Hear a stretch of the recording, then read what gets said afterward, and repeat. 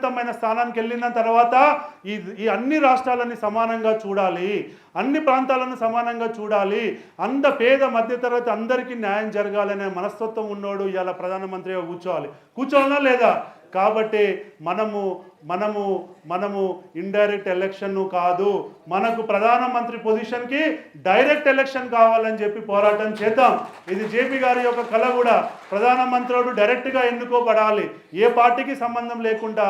రేపు జేపీ గారు లాంటి వాళ్ళు నామినేషన్ వేసినా కానీ పార్టీలకు అతీతంగా ప్రజలు ప్రధానమంత్రి కుర్చీలో కూర్చోబెట్టే స్థాయికి రావాలి. ఇవాళ ఎంపీలు గెలిస్తేనే నేను ప్రధానమంత్రి అవుతా అనేటువంటి పరిస్థితి ఉండొద్దు. ఎంపీలు గెలవండి, ప్రభుత్వాన్ని స్థాపించండి, క్యాబినెట్ మీరు ఫామ్ చేసుకోండి, కానీ ఆ క్యాబినెట్ నడిపేవాడు పార్టీలకు అతీతంగా ప్రజల నుంచి వచ్చిన పాపులర్ లీడర్ అయి ఉండాలి తప్ప నేను అక్కడ ఒక పార్టీని రిప్రజెంట్ చేస్తున్నా అనేటువంటి మనస్తత్వం ఉన్నోడు ఉంటే పొద్దుగా లేస్తే నాకు ఏ రాష్ట్రంలో నా పార్టీ ఉంటే ఆ రాష్ట్రానికే న్యాయం చేస్తా అంటే ఎట్లండి? ఇది మంచి పద్ధతేనా? నేను వెస్ట్ బెంగాల్లో 3 నెలలు క్యాంపెయిన్ చేస్తారు, ఇంకో దిక్కుపోయి 2 నెలలు క్యాంపెయిన్ చేస్తారు, నిన్న మధ్యప్రదేశ్లో 2 నెలలు. ఏ ప్రధానమంత్రి వచ్చినా పొలిటికల్ క్యాంపెయినింగ్స్కి ఉపయోగపడుతున్నారు తప్ప ప్రజలకి దగ్గరయ్యే పరిస్థితి లేదు. కాబట్టి ప్రధానమంత్రి పొజిషన్కి మనకు డైరెక్ట్ ఎలక్షన్ ఉండాలి అనేటువంటి అంశాలపై మనం పనిచేయబోతున్నాం. ఇలా చెప్పుకుంటూ పోతే ఒక 20-25 అంశాలపై మనం రాజ్యాంగపరమైన సవరణలను మనము కోరుకుంటున్నాం. ఈ సవరణలన్నీ కావాలి అంటే మనందరం కలిసి ప్రజల్లో ఈ అంశాలపై చర్చ పెట్టాలి, ప్రజల్లో ఆలోచింపజేయాలి, ప్రజలు దీని పట్ల కనెక్టెడ్ చేయాలి, ఒక పెద్ద మాస్ మూమెంట్ బిల్డ్ చేయాలి. మనం కూడా వెళ్ళి మన ఫైట్ వచ్చేసి అసెంబ్లీతో కాదు, మన ఫైట్ వచ్చేసి ఇక్కడ ఉన్న ఎమ్మెల్యేలతో కాదు, మన ఫైట్ వచ్చేసి ఢిల్లీలో కూర్చున్న పార్లమెంటు వ్యవస్థతో, ఆ పార్లమెంట్లో కూర్చుంటున్న ఎంపీలతో. కాబట్టి మనం చేయబోయే యుద్ధం ఎవరితోటి? మనం డైరెక్ట్గా ఢిల్లీని ఢీకొట్టాలి, ఢిల్లీతోటే మనం యుద్ధం చేయబోతున్నాం. దానికి పునాది తెలంగాణ రాష్ట్రం నుంచి నా తరపున మీ తరపున మనం పునాది వేద్దాం. మనం దీనిపై అవగాహన పెంచుదాం. మన వల్ల అవుతుందా పోతుందా, అయితేంది కాకపోతేంది, మనము అట్లీస్ట్ సబ్జెక్టును లైవ్లో ఉంచగలిగితే ఎవరికి అవసరమో వాళ్ళు. ఇవాళ మహిళా బిల్లు వచ్చిందంటే 30 సంవత్సరాల తర్వాత ఇవాళ మహిళా బిల్లు వచ్చిందంటే 30 సంవత్సరాల ముందు దాన్ని పెట్టినోడు గొప్పోడు, ఇవాళ తీసుకొచ్చినోడు కంటే ఆ రోజు వాళ్ళకి ఆలోచన వచ్చింది కాబట్టి ఈరోజు ఇంప్లిమెంట్ అయింది. ఈరోజు వాళ్ళకి రాజకీయ పరంగా అవసరం అనుకున్న రోజు ఇంప్లిమెంట్ చేశారు. మనం కోరుకుంటున్న 10 చట్టాలు కూడా రేపు భవిష్యత్తులో ఎవరికో వారికి రాజకీయ పరంగా ఉపయోగపడుతుంది అనుకున్నప్పుడు చేస్తారా చెయ్యాలి. చెయ్యని పక్షంలో 10 సంవత్సరాలు దీనికి అనుకుంటున్నాం. 2020లో ప్రారంభించి 30 వరకు దీనిపై నిరంతరంగా పోరాటం చేయాలన్నది మా కోరిక ఉండే. కానీ కరోనా రీత్యా ఇప్పటికే 4-5 సంవత్సరాలు వెళ్ళిపోయింది. కానీ ఇప్పటికైనా కానీ మనం 2024 పార్లమెంట్ ఎలక్షన్స్ వరకు మనం మళ్ళీ పనిచేద్దాం. ఈ ఎంపీల వర్క్ ఏదైనా ఉంటే తీసుకొని వర్క్ చేద్దాం. ఈ పార్లమెంట్ ఎలక్షన్స్ అయిపోవడంతోటే మనము ప్రతి గ్రామం నుంచి 10 మంది లీడర్లను తయారు చేసుకుందాం. ప్రతి గ్రామం నుంచి 10 మంది లీడర్లు, 12,000 గ్రామాలు అంటే ఎంతమంది లీడర్లు కావాలి? 1,20,000 మంది లీడర్లను తయారు చేద్దాము. అదే మన రెండో ప్రధాన అంశం. మీరు రేపు ఏ పార్టీలో టికెట్ వచ్చినా వెళ్ళి పోటీ చేయండి. మీరు ఏ పార్టీలో ఎమ్మెల్యే కాండి, ఏ పార్టీలో ఎంపీ కాండి, ఎక్కడైనా సర్పంచ్ కాండి, ఎంపీటీసీ కాండి, జెడ్పీటీసీ కాండి, కానీ మీరు మా జనపక్ష లక్ష్యాలతో పనిచేయండి. మీరు పొలిటికల్గా సక్సెస్ కాండి, కానీ మేము చెప్పే ఫండమెంటల్స్లో పనిచేయండి అని చెప్పి 1,20,000 మందిని 6 నెలల్లో మనం తయారు చేయాలి. అవుతుందా కాదా? మనం ఆల్రెడీ 60-70 కాన్స్టిట్యున్సీలలో పనిచేసి ఉన్నాం. ప్రతి గ్రామంలో ఉన్న లీడర్లంతా మనకు నెట్వర్క్ ఉంది. మనం నెక్స్ట్ చేయాల్సింది ఏంటంటే ఇలాంటి పెద్దవాళ్ళ సహాయంతో వాళ్ళకి ఇలా వర్క్షాప్స్ పెట్టి జనపక్షం యొక్క ఉద్దేశం ఏంది, లక్ష్యాలు ఏందన్నది కనుక వాళ్ళకి బలంగా చెప్పగలిగితే, వాళ్ళు వెళ్ళి వాళ్ళ గ్రామాలలో ఇలా చిన్న మీటింగ్లు పెట్టుకోగలిగితే మనకు కొన్ని లక్షల మంది నిర్మాణం అవుతారా కాదా? అవుతారు. కాబట్టి ఇవాళ సంవత్సరం రోజుల్లోనే మనం ఇన్ని కాన్స్టిట్యున్సీలలో సుడిగాలి పర్యటనలు చేయగలిగినప్పుడు, ఇంతమంది లీడర్లని మనం ఏకీకృతం చేయగలిగినప్పుడు ఇది పెద్ద సమస్య కాదు. ఇలా సోషల్ మీడియా పెద్ద వెపన్గా పనిచేస్తుంది. నేను మొన్న ఒక లీడర్షిప్ క్యాంపు పెడతాను అని అంటే 1,200 మంది అప్లై చేసుకున్నారు సార్. ఒక వెబ్సైట్లోకి వెళ్ళి లీడర్షిప్ క్యాంపు పెడతాము మీరందరూ రాండి అంటే లీడర్లకి పాపం వాళ్ళకి దారి తెలియట్లేదు. సర్పంచ్ యొక్క విలువలు, సర్పంచ్ యొక్క డ్యూటీస్ ఏందో కూడా తెలియట్లేదు, ఎంపీటీసీ డ్యూటీస్ ఏందో కూడా తెలియట్లేదు. మీకు జిహెచ్ఎంసీ ఎలక్షన్ల ముందు కార్పొరేటర్లు ఎవరైతే పోటీ చేయాలనుకుంటున్నారో మీరు రాండి, మీకు ట్రైనింగ్ ఇస్తాము అంటే 1,200 మంది హైదరాబాద్లో రిజిస్టర్ చేసుకున్నారు. అలా రాష్ట్ర వ్యాప్తంగా మనం సోషల్ మీడియా వాడితే ఎక్కడో ఉన్నటువంటి మట్టిలో ఉన్న మాణిక్యాలను కూడా మనం వెతుక్కొని వాళ్ళని ట్రైనింగ్ ఇచ్చి ఒక డైరెక్షన్లో పెట్టి మనం పని చేయించుకోగలుగుతామా లేదా? చేయగలుగుతాం. కాబట్టి మీరు ఇది నేను చెప్పాలనుకుంటున్న జనపక్షం ఎందుకు ప్రారంభించాల్సి వచ్చిందనే దానికి 10 కారణాలు చెప్పాను. తర్వాత జనపక్షం ద్వారా ఏం చేయబోతున్నాం అన్న దానికి చెప్పాను. ఇప్పుడు మీరు నాకు ఎలా సాయం చేయాలంటే, ఇవాటి వరకు నాతో ఉండొచ్చు, రేపు మీకు వేరే అవకాశాలు రావచ్చు, పెద్ద అవకాశాలు రావచ్చు. మీరు ఎక్కడున్నా, ఏ ప్రొఫెషన్లో ఉన్నా, ఏ ఆర్గనైజేషన్లో ఉన్నా కనీసం మన జనపక్షాన్ని మాత్రం మర్చిపోవద్దు. మీరు ఇక్కడ నేర్చుకున్నది మర్చిపోవద్దు. మనం ఎమ్మెల్యేలకు ఎలా పనిచేసాం, మనం ఏ రోజైనా మన కన్సల్టింగ్ లోపల మతతత్వంపై రెచ్చగొట్టినామా? ఏ రోజైనా మన కన్సల్టింగ్ లోపల మన లీడర్ని అరే నువ్వు ఈ కులం నుంచి వచ్చినావు, ఈ కులవాదం మీద మాట్లాడమని మనం ఏ రోజైనా చెప్పినామా?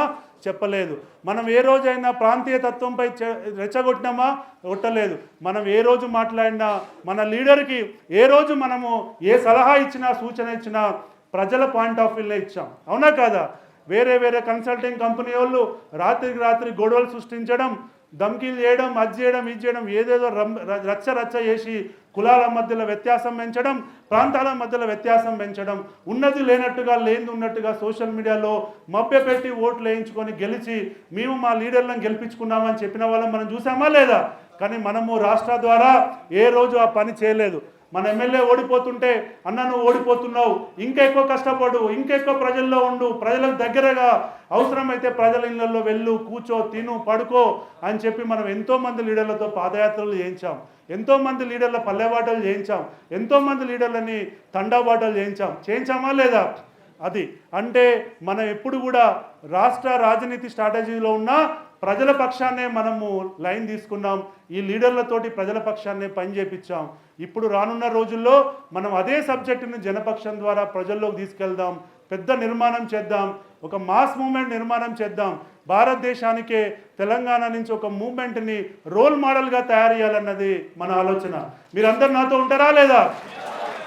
సో కాబట్టి రేపటి నుంచి మీరు చేయాల్సింది ఏంటంటే, గ్రామం నుంచి రేపు మీకు వెబ్సైట్లో ఒక లింక్ ఇస్తాం. మీ గ్రామాలు ఈడ 300-400 మంది నాకు పనిచేసిన వాళ్ళు ఉన్నారు, పరోక్షంగా పనిచేసిన వాళ్ళు 600 మంది ఉన్నారు. 1000 మంది అంటే మీరు 1000 గ్రామాల నుంచి వచ్చిన వాళ్ళు. 10,000 గ్రామాలలో 1000 గ్రామాల లీడర్షిప్ ఇక్కడే ఉన్నది నాకు.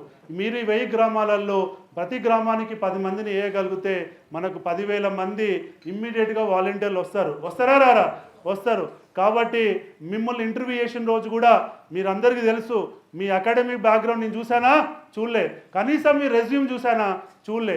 నేను ఎప్పుడు మీతోటి మనసిప్పి మాట్లాడి ఎవరికైతే ఈ సమాజం పట్ల పాజిటివ్ ఒపీనియన్ ఉందో, ఎవరికైతే ఈ సమాజానికి ఏదైనా చేయాలనే ఆశ ఆకాంక్ష ఉందో నేను వాళ్ళనే సెలెక్ట్ చేశాను. మీకు కూడా ఇంటర్వ్యూలలో చాలాసార్లు చెప్పాను, మీకు సమాజం పట్ల పాజిటివిటీ ఉంది కాబట్టే మీరు నా ఆర్గనైజేషన్లో పనిచేస్తున్నారని చెప్పానా లేదా? మీకు ఏదైనా తెలియకపోతే నేర్చుకోమన్నా, నేను మీకు సహాయం చేసినా, నా కంపెనీ వచ్చేసి ఒక యూనివర్సిటీ టైప్ అయిపోయింది. ఇవాళ ఏ జాతీయ సంస్థలు వచ్చినా ఫస్ట్ తీసుకునేది ఎవరి దగ్గర నుంచి? మన దగ్గర నుంచే కదా. మన ఎంప్లాయీస్ ఇవాళ ఎక్కడ పనిచేసినా, ఐపాక్లో పనిచేసినా, ఏ కంపెనీలో పనిచేసినా ఈ 2 తెలుగు రాష్ట్రాల వరకు మనమే ఎంప్లాయీస్ని సప్లై చేస్తున్నాం. కాబట్టి మీరు సమాజం పట్ల పాజిటివిటీ ఉంది సార్. ఇలా చాలామందికి సర్పంచులు కావాలన్న కోరిక ఉంది, ఇలా చాలామందికి ఎంపీటీసీలు కావాలన్న కోరిక ఉంది, ఇలా చాలామందికి ఎమ్మెల్యేలు, నా దగ్గర ఉన్న అందరూ టీం లీడర్లు ఆల్రెడీ ఒక్కొక్క కాన్స్టిట్యున్సీలో ఆల్రెడీ నేను ఎమ్మెల్యే కావాలన్న కోరికతోటే నా దగ్గర పనిచేశారు సార్. కొంతమంది అయితే అన్న మాకు రాజకీయంగా రావాలని ఉంది, మీ దగ్గర ఇంటర్న్షిప్గా జాయిన్ అయ్యన్నా ఏదన్నా నేర్చుకుందాము అని చెప్పి వచ్చిన వాళ్ళు కూడా చాలామంది ఉన్నారు. ఇలా మార్నింగ్ సెషన్లో వాళ్ళ అభిప్రాయాలు షేర్ చేసుకున్నారు. భవిష్యత్తులో ఏ రోజైనా నా నియోజకవర్గం నుంచి నేను ఎమ్మెల్యే అవుతా అని చెప్పి షేర్ చేసుకున్న వాళ్ళు కూడా చాలామంది ఉన్నారు. ఇవాళ మీరు అందరు అటైర్ చూస్తే మంచిగా కండువాలు కప్పుకొని ఉందాగా ఎమ్మెల్యే లెక్క ఇవాళ 100 మంది ఎమ్మెల్యే లెక్క ఎదురుగా మీ ముందు కనబడుతున్నారు సార్. ఇవాళ మీరు ఇచ్చిన స్ఫూర్తితోటి మేము అమెరికా అన్నీ వదులుకొని వచ్చాం, ఇంకా మేము ముందుకెళ్తాం. కాకపోతే మీ యొక్క నాలెడ్జ్, మీ యొక్క ఎక్స్పీరియన్స్ మాకు చాలా అవసరం. మా జనపక్షానికి మీరు ఒక మెంటర్గా ఉండాలని చెప్పి, ఒక గాడ్ ఫాదర్గా ఉండాలని చెప్పి కోరుకుంటున్నాం. ఉండాలా లేదా? కాబట్టి ఇలా వీళ్ళందరూ ఎక్కడో ఊర్లలో ఉన్న వాళ్ళు, మొన్నటిదాకా ఎలక్షన్ చేసిన వాళ్ళు ఇలా పోస్టర్ మీద జేపీ గారు వస్తున్నారు అనగానే మళ్ళీ పొద్దుగాల ఒకరు 6 గంటలకి 5 గంటలకి ఒకరు నిజామాబాద్ ఎక్కడో మూల నుంచి వచ్చారు సార్, సిరిపూర్ కాగజ్నగర్ నుంచి కూడా వచ్చారు. ఇలా మీతో మాట్లాడాలి, జేపీ గారితో ఫోటో దిగాలి, మనము జేపీ గారు చెప్పింది ఏంటి, మేము అక్కడ ఫీల్డ్లో పనిచేస్తున్నప్పుడు పూర్తిగా విరుద్ధంగా ఉంది. జేపీ గారు చాలా చెప్తారు, అక్కడ పోతేనేమో లంగల దొంగలకి ఓట్లు పడుతున్నాయి సార్, ఒకసారి మేము ఆయనతో మాట్లాడతాము మనసిప్పంటే ఇవాళ మిమ్మల్ని ఇక్కడికి ఇన్వైట్ చేసుకోవడం జరిగింది. ఓకే, మరి అర్థమైందా? జనపక్షం మన పక్షం. ఓకే, కష్టపడుదాం. 5-6 సంవత్సరాలలో ఢిల్లీలో ఎంతమందితోటి, 1,00,000 మందితోటి. ఫార్మర్స్ మూమెంట్ కంటే పెద్ద మూమెంట్ ఏదైనా ఉందంటే జనపక్షం మూమెంట్. నిర్మాణం చేస్తామా లేదా? నాతో మీరందరూ ఉన్నారా లేదా? మన ఆలోచన విధానం కరెక్ట్ ఉంటే నేచర్ మనకి ఏదో ఒక రకంగా సహాయం చేస్తుంది. మనకి ఇలా రిసోర్సెస్ లేకపోవచ్చు, మనకు పెద్ద సొసైటీ నుంచి సపోర్ట్ లేకపోవచ్చు, మనకు ఒక గొప్ప ఫేస్ వాల్యూ ఉన్న లీడర్ లేకపోవచ్చు, కానీ ఈ నేచరే మనకి ఏదో ఒక రకంగా సహాయం చేస్తుందని చెప్పి నమ్మేటువంటి వ్యక్తిని నేను. కాబట్టి మనం డెఫినెట్గా సక్సెస్ అవుతున్నామా లేదా? ఓకే మరి, okay, thank you very much.